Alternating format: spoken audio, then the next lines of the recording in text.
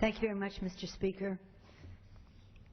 I thank the gentleman for yielding, and I rise in support of his resolution, his very important resolution to condemn the acts of a lone gunman in Newtown, Connecticut, and to offer condolences to the families and members of the community. I join him in the words of this resolution in saluting the courage of the teachers and administrators who gave their lives to save the children in their care, to thank the first responders who arrived on the scene to not only get survivors to safety, but to end the succession of killings that were happening. Those first responders, Mr. Speaker, they leave their homes every day knowing they're going to face danger, and they did that day as well.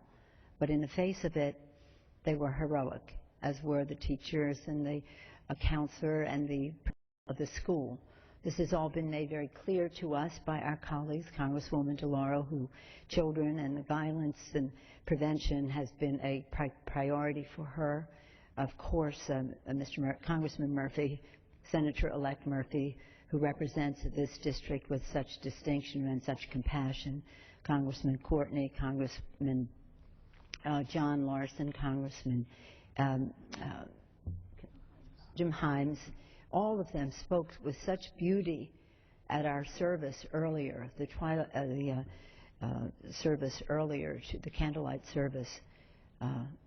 It was so moving to hear their connection to the people there.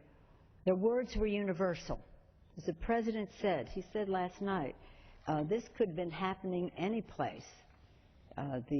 We can't tolerate this anymore, he said.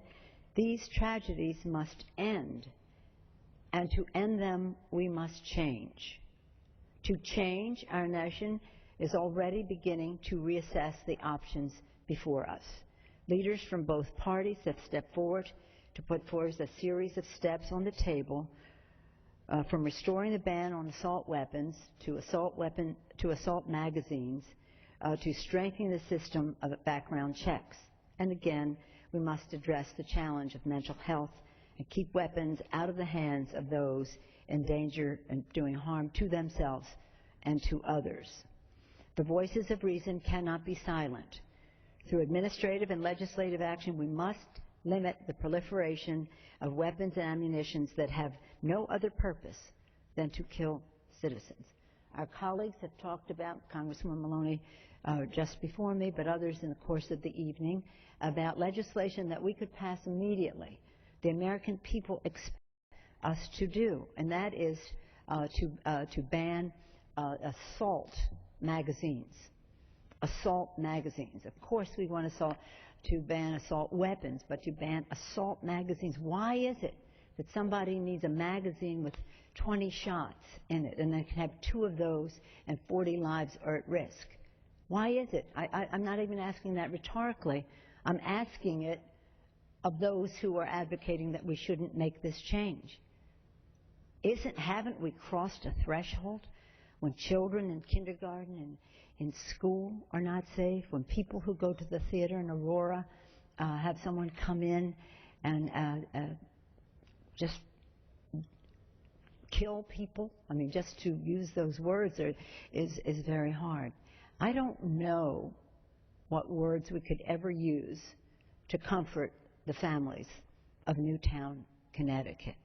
As a mother and a grandmother, I find it, you said unfathomable, Congresswoman Maloney, unspeakable, unthinkable, just impossible to imagine how they go forward. But hopefully God will give them the strength and the courage to do so. It reminded me of before I was in Congress, I had the invitation of President Carter to visit Italy with a delegation, Geraldine Ferraro, members of Congress, Italian-American members of Congress, Mario Cuomo, etc. And we went there to deliver assistance from the United States government after an earthquake in southern Italy. In one of the villages we visited, there was a rehearsal for First Communion going on in the church. So just about every 7-year-old in the village was in church practicing for First Holy Communion. When the earthquake hit, the roof came down, every 7-year-old in the village was gone. It was impossible to console the people there.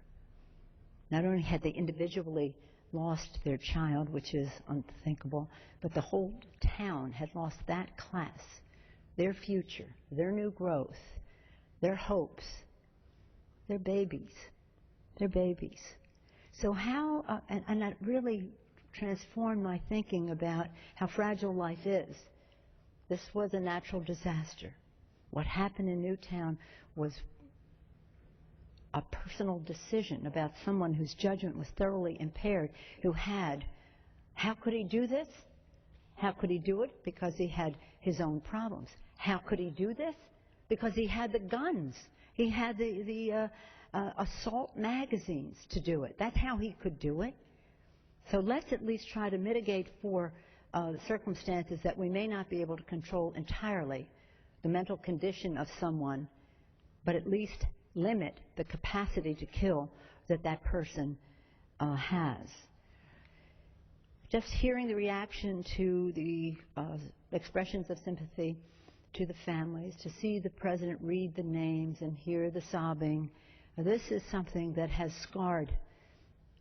will scar our country. If we can do something about it to prevent it from happening again to this extent, maybe we can't prevent it all from happening. But if we're going to take care of our people, we have to take care of them in many ways. Address the issue of violence, address the issue of mental health, address the issue of where mental health and access to assault magazines comes together. Some people are calling them high capacity or whatever. They're assault magazines. They make every weapon